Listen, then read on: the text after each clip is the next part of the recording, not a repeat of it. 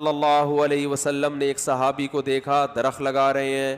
آپ نے فرمایا کہ یہ تو کئی سال کے بعد پھل دے گا, تمہیں یقین ہے کہ تم اتنے سال زندہ رہو گے؟ ہے بھائی. فرمایا موت یہاں پر ہے اور امیدیں اتنی دور, لمبی لمبی. ایک حدیث میں آپ نے اشارہ کیا کہ انسان کی موت یہاں سوار ہے گردن پہ, اور پلاننگ کیا کر رہا ہے؟ وہ لمبی لمبی پلاننگ کر رہا ہے. تو اس حدیث سے پتہ چلتا ہے کہ نبی صلی اللہ علیہ وسلم درخت لگانے سے منع کر. درخت بھی ترقی کی ایک قسم ہے نا. ارے درخت کیوں لگاتے ہیں؟ اس لیے کہ آج انویسٹ کروں گا, کل اس کا فائدہ اٹھاؤں گا, یہی مقصد ہے نا. تو یہ درخت کی مثال میں تمام چیزیں آ گئی. آج تعلیم حاصل کرنے کے لیے اپنے ٹائم کو انویسٹ کرتے ہو, کل اس ایجوکیشن کا فائدہ اٹھاتے ہو. یہ ٹائم کی انویسٹمنٹ ہے یا نہیں ہے؟ آج آپ کسی بزنس میں پیسہ لگاتے ہو, کل فائدہ اٹھاؤ گے, یہ پیسے کی انویسٹمنٹ ہے یا نہیں ہے؟ تو ہر قسم کی جب ترقی اس وقت تک نہیں ہوتی جب تک آج آپ کچھ خرچ نہیں کرتے. آج قربانی دیتے ہو کس کے لیے؟ آنے والے کل کے لیے. پیڑے کھانے سے تو کچھ نہیں ہوتا نا, کچھ تو کرنا پڑتا ہے آپ کو. میں جو یہاں بیٹھ کے بیان کر رہا ہوں تو یہ بھی ایک قسم کی انویسٹمنٹ ہے نا. اپنے گلے کو استعمال کر رہا ہوں, اپنے ٹائم کو استعمال کر رہا ہوں. کیوں؟ میرے ذہن میں ہے کہ یہ میرا ٹائم جو خرچ ہو رہا ہے یہ بھی ایک انویسٹمنٹ ہے جس کا فائدہ مجھے اللہ سے امید کرتا ہوں آخرت میں ملے گا. اور دنیا میں یہ ملے گا کہ لوگوں کو موٹیویشن ملے گی, لوگ سیدھے راستے پہ چلیں گے. چلانے والے تو اللہ کی ذات ہے. تو جو بھی کچھ کر رہا ہے اس کے پیچھے فیوچر ہوتا ہے. اور اگر فیوچر ہی کو مارکیٹ سے نکال دیں آپ ڈرا ڈرا کے کہ کل ہی مر گئے تو کیا ہوگا؟ تو جب فیوچر ہی نہیں ہے تو آج کچھ کرے گا وہ؟ ہے بھائی جو بچے اسکول میں پڑھ رہے ہیں, ایک لڑکا MBA کر رہا ہے, بڑی محنت کر رہا ہے. اطلاعی کے MBA کرنے والوں کے لیے جابس ہی پاکستان میں ختم ہو گئی ہیں. میرا خیال ہے آخری پیپر بھی اگر رہ گیا ہوگا نا وہ پیپر بھی دینے نہیں جائے گا. کہے گا جب اس کا کوئی فیوچر ہی نہیں, میرا دماغ خراب ہے, میں کیوں جاؤں؟ کیا خیال ہے بھائی؟ تو جیسے پیپر کینسل ہو سکتا ہے, زندگی بھی تو کینسل ہو سکتی ہے. یہ بھی تو اعلان ہو سکتا ہے آپ کا یہ آخری دن ہے.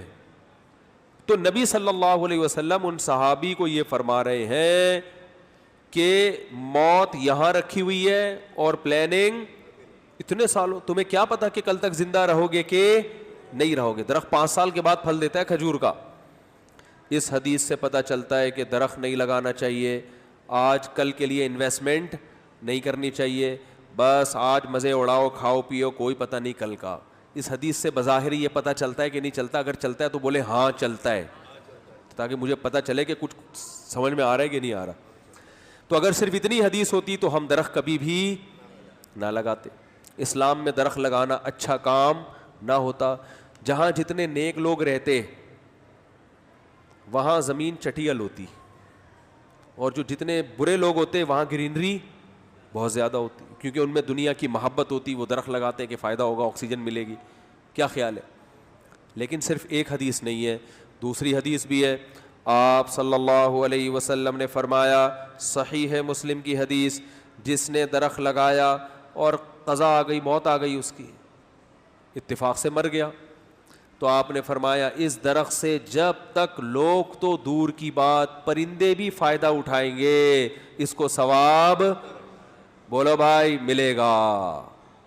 ایک حدیث میں درخت سے منع کیا جا رہا ہے, دوسری میں درخت کی ترغیب دی جا رہی ہے.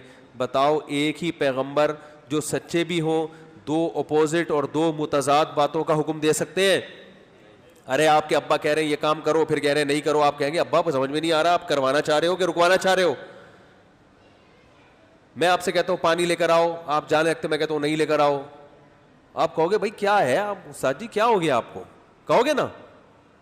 ادھر آپ کہہ رہے تھے لے کر آؤ, ادھر آپ کہہ رہے ہو کہ نہیں. میں آپ سے کہہ رہا ہوں پیسے کماؤ, پھر کہہ رہا ہوں نہیں کماؤ. یار یہ کیا مذاق بنایا ہے؟ آپ یہ بولو گے نا کنفیوز ہو جاؤ گے. تو ادھر حدیث میں آؤ, آپ ان صحابی کو کہہ رہے ہیں درخت لگا رہے ہو, تمہیں کیا پتا یار تم زندہ بھی رہو گے کہ نہیں رہو گے. مطلب یہی ہے کہ نہیں لگاؤ, چھوڑو, کیا دنیا مسافر خانہ ہے. دوسری حدیث میں کہہ رہے ہیں لگاؤ. تو ظاہر ہے پہلے جو درخت سے روکا جا رہا ہے اس میں درخت لگانے والے کی نیت کچھ اور تھی, جہاں ترغیب دی جا رہی ہے وہاں آپ کی نیت کو کیا کیا جا رہا ہے؟ چینج. درخت بھی ترقی کی ایک علامت ہے. انویسٹمنٹ ہے, کل پھل ملے گا. ترقی کا مطلب کیا ہوتا ہے؟ کل پھل ملے آپ کو, کل آپ کی حالت آج کی حالت سے بہتر. ہمارے کچھ دوست بیٹھے ہوئے تھے, ترقی کے لفظ کو ڈیفائن کرنے میں ان کا جھگڑا ہو گیا کہ ترقی کسے کہتے ہیں. ایک نے کہا ترقی کہتے ہیں کہ آپ بہت بہت اچھے ہو جاؤ, پیسہ بہت آ جائے, صحت بہت اچھی ہو جائے. بہت ساری بحث ہو رہی تھی تو مجھے بھی انہوں نے بلایا. انہوں نے کہا کہ مفتی صاحب آپ بتاؤ ترقی کی ڈیفینیشن کیا ہے مختصر لفظوں میں. میں نے کہا ترقی کی ڈیفینیشن یہ ہے کہ آپ کی جو کل والی حالت ہے آج والی حالت سے بہتر ہو. بہت بہتر ہو, کم بہتر ہو, یا بدتر ہی ہو لیکن آج سے کم بدتر ہو. آج جتنی بدتر ہے کل اس سے تھوڑی سی کم بری ہو, یعنی ایک اسٹیپ آپ اوپر چلے جائیں. اٹ از کالڈ, وہ جب بھی میں یہ سناتا ہوں نا مجھے وہ لطیفہ ضرور یاد آتا ہے. ٹیچر نے بچے سے پوچھا کہ نیوٹن کا قانون سناؤ. اس نے کہا مس آخر سے آتا ہے. اس نے کہا چلو آدھا سنا دو آخر سے. کہتے ہیں and it is called Newton's law. آخر میں یہی آتا ہے نا, is called Newton's and it is called Newton's law, یا تھرڈ لا یا سیکنڈ لا یا فرسٹ لا. تو اٹ از کالڈ ترقی. تو درخت میں بھی یہی ہوتا ہے کہ آپ کی آج کی حالت سے کل کی حالت کیا ہو جاتی ہے؟ بہتر. کیونکہ آج آپ کے پاس ایک آم ہے, بیج اس کی قربانی دو گے نا, بیج ڈال دو گے تو کل سینکڑوں آم آئیں گے آپ کے پاس. آج آپ نے آم کی ایک گٹھلی کی قربانی دی, کل کیا مل گیا؟ سینکڑوں آم. آپ ایک کھجور کی گٹھلی دفن کر دی, کل کیا مل گیا؟ تو یہ ایک مثال ہے, کہ ایگزامپل ہے. تو اس میں نبی صلی اللہ علیہ وسلم نے بتا دیا ہر وہ ترقی جس کے پیچھے آخرت نہیں ہے اس ترقی سے اسلام آپ کو روکتا ہے, اور ہر وہ ترقی جس کے پیچھے کیا ہے؟ آخرت کا تصور ہے, تو اس ترقی کی اسلام آپ کو ترغیب دیتا ہے. اور پھر اس میں یہ بحث ہی ختم کہ کل مر گئے تو کیا ہو گیا, کوئی بات نہیں, کل مر گئے درخت تو لگ گیا نا, ثواب آپ کو کیا ہو گیا؟ مل گیا. آپ نے پھل نہیں کھایا, قوم کھائے گی, آپ کو اس کا پھل ملتا رہے گا. زندہ رہے تو دنیا میں, مر گئے تو قبر میں.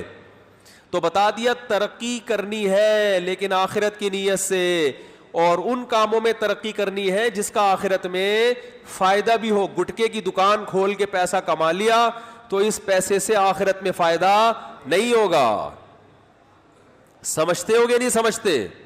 سگریٹ کی دکانوں سے بزنس کر لیا, آخرت میں فائدہ نہیں ہوگا. قوم کو کیا کھلا رہے ہو بھائی تم؟ جائز ہے سگریٹ کا, علماء کا اختلاف ہے اس میں, لیکن کیونکہ اچھا کام تھوڑی ہے. تو ایسی چیز کو ہدف بنانا ہے, ایسی چیز کو ہدف بنانا ہے جس میں لوگوں کو فائدہ ہو. تو اگر زندہ رہے تو خود فائدہ اٹھاؤ, اللہ کی نعمتیں, گاڑی کا فائدہ, مکان کا فائدہ, گھر کا فائدہ, اولاد کا فائدہ اٹھاؤ. مر گئے تو کوئی ٹینشن نہیں ہے, یہ اولاد کل آپ کے لیے دعائیں کریں گی, آخرت میں بھی فائدہ ہوگا. پھر یہ کہ چھوٹے چھوٹے بچے چھوڑ کے چلا گیا, ہائے ہائے, ابھی تو کوئی مسئلہ نہیں ہے بھائی, چھوڑ کے نہیں چلا گیا. وہ ایک صاحب نے ہمارے محلے میں گھر بنایا, گھر میں داخل ہونے سے پہلے انتقال ہو گیا. میں پہلے جہاں رہا کرتا تھا, اور اللہ کی قدرت, جس دن شفٹ ہونا تھا ان کو اٹیک ہوا, مر گئے. وہ لوگ افسوس کر رہے ہیں یار ایک ہفتہ رہنا ہی نصیب ہو جاتا. تو میں کہہ رہا تھا ایک ہفتہ رہ کے بھی مر جاتے تو انجام تو وہی ہونا تھا جو ایک ہفتہ پہلے مر کے ہوا. لوگ اس پہ افسوس کرتے, پاگلوں والی باتیں. ارے یہ بولو اگر انہوں نے گھر یہ بنایا تھا آخرت کو سامنے رکھ کر کہ میں اس لیے بنا رہا ہوں کہ میرے بچے دھکے نہ کھائیں, لوگوں کے سامنے بھیک نہ پھیلائیں, تو گھر میں داخل ہونے کے بعد مریں یا داخل ہونے سے پہلے مریں, ان کی صحت پہ کوئی فرق بولو بھائی نہیں پڑتا. اور اگر اپنے لیے بنایا تھا میں میرا گھر, تو واقعی بہت برا ہوا, کاش کچھ دن اس میں رہنے کا فائدہ اٹھا لیتے. بات میرا خیال ہے سمجھ میں پھر بھی نہیں آئے گی, بہت مشکل ہے سمجھانا آج کے زمانے میں بات. میرا گلا بہت زیادہ بیٹھا ہوا ہے, میں بڑی مشکل سے آج تقریر کر رہا ہوں. تو مؤذن صاحب ذرا 5-10 منٹ ٹھہر جائیں یار, یہ بات تاکہ اور یہ سمجھ میں آ گئی جو میں کہنا چاہ رہا ہوں. یہ لوگ کہتے ہیں نا ہائے ہائے گھر کے بارے میں, تو اور میں نے اکثر موتیں دیکھی یہ گھر بن کے تیار ہوتا ہے اور مر جاتے ہیں. یہ میں نے بہت دیکھا ہے, شاید اللہ تعالیٰ عبرت کے لیے مار دیتے ہیں کہ یار جس چیز پہ سب سے زیادہ پیسہ لگائے نا اسی میں رہنا نصیب نہیں ہوگا. یہ میں نے بہت دیکھا ہے, ادھر گھر بہترین بنایا, اکثر لوگوں کو دیکھا ہے گھر میں تعمیراتی کام کیا, اوپر کا پورشن بنایا اور تھوڑے دن میں انتقال ہو گیا. رہنا بہت کم لوگوں کو نصیب ہوتا ہے. تو یہ گھروں میں زیادہ ہوتا ہے, کیونکہ نبی صلی اللہ علیہ وسلم نے فرمایا بدترین چیز جس پہ انسان کا پیسہ خرچ ہو وہ تعمیر ہے, کیونکہ تعمیر کا فائدہ انسان اپنی زندگی میں پورا نہیں اٹھاتا. اب کروڑوں روپے کا گھر بنایا تو اگر آپ 4 سال رہ بھی لیے تو کروڑوں روپے کے میں 4 سال میں رہ کے کوئی وہ کروڑوں کیش تو نہیں ہوئے نا. کیا خیال ہے بھائی؟ تبھی جائز ہے تعمیر پہ پیسہ, لیکن حدیث میں آتا ہے سب سے کم درجے کی چیز جس پہ پیسہ خرچ ہونا وہ تعمیر ہے. کیا مطلب؟ کھانے پہ خرچ کرو, سواری پہ خرچ کرو, شادی پہ خرچ کرو. صحیح ہے نا؟ اچھی بیوی لے کر آؤ.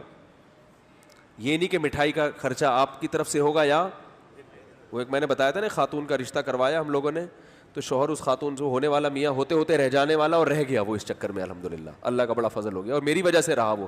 میں نے اس خاتون کو منع کر کیا اس آدمی سے شادی نہیں کرو. وہ یہ کہہ رہا تھا جب بات طے ہو گئی کہ شادی پہ جو مٹھائی تقسیم ہوگی یہ خرچہ لڑکی والے کریں گے یا ہمیں کرنا ہے, اور وہ ترغیب دے رہا تھا کہ یہ خرچہ آپ لوگ کریں گے. تو میں نے اس خاتون سے کہہ دیا, وہ اسسٹنٹ کو کہا اس خاتون سے بولو کہ اس بندے سے شادی, یہ دنیا کو مسافر خانہ بالکل بھی نہیں سمجھ رہا ہے. صحیح ہے, جو مٹھائی کے ڈبے کے پیسے بچا رہا ہے یار, اندازہ لگاؤ, ڈبے کے پیسے بچا رہا ہے, کل وہ کیا کرے گا؟ وہ بھائی نکاح میں تو آدمی دل بڑا کر کے کرتا ہے, سمجھ رہے ہو؟ اگر یہ واقعی صحیح نیت ہوتی تو کہتا ہے مٹھائی کیا بھائی, وہ تو ہے ہی ہمارا ہی خرچہ ہے, اور بتاؤ کیا مہر کتنا چاہیے, جتنی گنجائش ہوتی ہے اس حساب سے. تو خیر, تو بھائی اس سے صاف پتہ چلتا ہے کہ نبی نے جو فرمایا بدترین چیز جس پہ انسان کا پیسہ خرچ ہو وہ کیا ہے؟ تعمیر. کیوں بدترین ہے؟ بدترین کا مطلب بری نہیں, بدترین کا مطلب جتنی خرچ کرنے کی جگہ ہے نا ان میں سب سے, جیسے اس کی مثال ایسے ہے جیسے حدیث میں آتا ہے بدترین صف آخری صف ہے اور بہترین صف پہلی صف ہے. تو اب آپ کہو کہ بدترین آخری ہے تو اس کا مطلب اگر ہم آخری صف میں جگہ مل رہی ہے تو کھڑے ہی نہ ہو, گھر جا کے نماز پڑھ لیں. نا نا نا نا, بدترین کا مطلب جو درجات ہے نا, نماز میں سب سے پہلے پہلی صف ہے, پھر دوسری, پھر تیسری, جو آخری ہے وہ ان کی نسبت سب سے کیا ہے؟ بدترین. یعنی اس میں مجبوری میں تو آخر میں آ کے کھڑے ہو جاؤ, لیکن کوشش ہو کہ سب سے پہلی, وہاں نہ ملے تو دوسری میں آؤ, وہاں نہ ملے تو تیسری میں, بہت ہی مجبوری ہو تو آخر میں. بالکل اس حدیث کا مطلب صحیح حدیث ہے بخاری مسلم کی کہ بدترین چیز جس پہ انسان کا پیسہ خرچ ہو وہ کیا ہے؟ تعمیر, کنسٹرکشن کا جو کام جسے ہم کہتے ہیں, سیمنٹ بجری کا کام, سریے کا کام. کیا مطلب بھائی؟ سب سے پہلے کھانا, لباس, سواری, یہ سب چیزیں, ڈیولپمنٹ جو ہے وہ جو بلڈنگ بناتے ہیں نا اور جو کنسٹرکشن کا کام ہے یہ سب سے آخر میں. اس کی وجہ یہی ہے کہ آپ کی عمر کم ہے اور کنسٹرکشن کے بعد جو عمارت وجود میں آتی ہے اس کی عمر بہت زیادہ ہوتی ہے, آپ اس سے فائدہ نہیں اٹھا سکتے. جتنا سریا آپ نے اس کنسٹرکشن میں ڈالا ہوتا ہے اپنی ہڈیوں میں آپ کے اتنا سریا نہیں ہوتا. جو رہنے والا ہے وہ اتنا مضبوط نہیں ہوتا, جو اپنے لیے گھر بنا رہا ہے وہ اس سے کروڑہ گنا زیادہ مضبوط ہے. بہت مشکل ہے, میں کہتا ہوں بکری خرید کے دودھ پی لو, یہ زیادہ اچھا ہے ذاتی گھر سے, کیونکہ بکری کے دودھ سے آپ کی ہڈی کیا ہوگی؟ مضبوط, اور ذاتی گھر میں سریا ڈلے گا مضبوط. تو پہلے اپنی ہڈی کا سریا مضبوط کرنا ہے کہ نہیں کرنا؟ اب یہ باتیں لوگوں, اب تو مجھے وہ بھی نہیں کہا جا رہا, یہ باتیں بتائی نہیں جاتی, نظر لگ جاتی ہے, انتقال ہو گیا یار.